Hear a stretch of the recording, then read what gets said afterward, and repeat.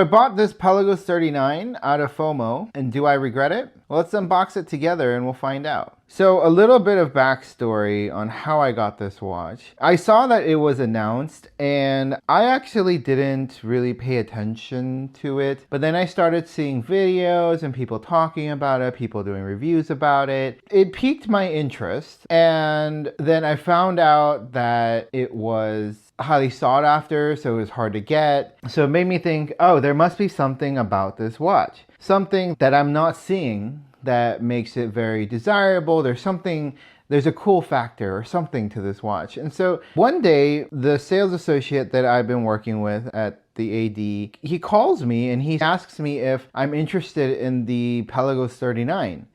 Because I hadn't really wanted it per se, I said, let me think about it. And I started digging a bit more into the watch, thinking about it, and seeing how it was flying off the shelf, so to speak. I did panic a little bit. I was like, oh, if I don't get it now, like how hard is it going to be for me to get the watch? And will I be able to get the watch again in the future? Or how long will I have to wait? And so all these things are going through my head. I'm like, you know what? Screw it. I'll get it. And so I texted the sales associate back and said, I'll take it. That's how I ended up buying the watch. Some people say that it's a replacement for a Submariner. And to me, it is a different watch. It's not the same as a Submariner. Yes, it's a diver, but it's also its own watch. But instead of talking about the watch, why don't we go ahead and take a look at it? So this is a Tudor box, and we will open it up and take a look inside. Here we go. This is the main box, and if we open it up, you will see the Pelagos 39. One thing I like about these cases is how it pops open. There's that resistance, so it snaps shut. The case feels very solid. We'll get to the watch in a second. Under the watch, we have the warranty card, we have the user manual, and then we have the warranty booklet. And back here, we have the rubber straps. So it comes with a black rubber strap that we can pop on and take a look at. I personally prefer bracelets, so I have actually not tried on the strap yet, but maybe. If we take a look at this watch, this is the Pelagos 39.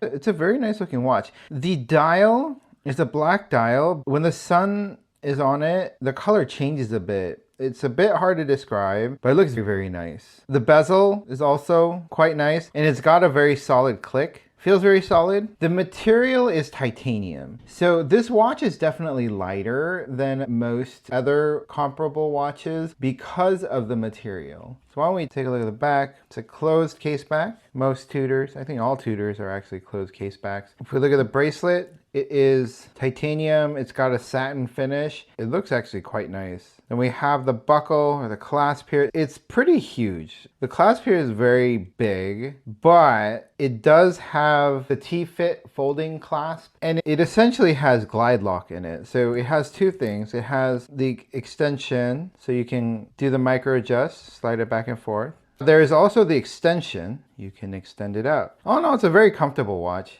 This is a screw down crown, no date, super easy to set. It is hacking seconds. I really love that red here against the black, that just tiny pop of color. It actually looks very nice. Okay, we're gonna do some measurements. This is called the Pelagos 39 because it is supposed to be 39 millimeters. Let's take a look and see. So I'm saying just over 39, 39.3 millimeters for the case. The thickness is a pretty reasonable 11.6. Lug to lug at 46.5, and in between the lugs 21.2. And this bracelet does taper, so let's check that out. Bracelet at the top starts at 20.4 millimeters, tapers down to about 15.9. It's got pretty good taper, and the tapering does make the bracelet feel better. The only weird thing about this watch, I'll say, is about the bracelet is this clasp. It is humongous, and it feels humongous. Okay, so why don't we see how heavy this watch actually is. So the watch with the bracelet is about 108 grams. Now let's check the accuracy.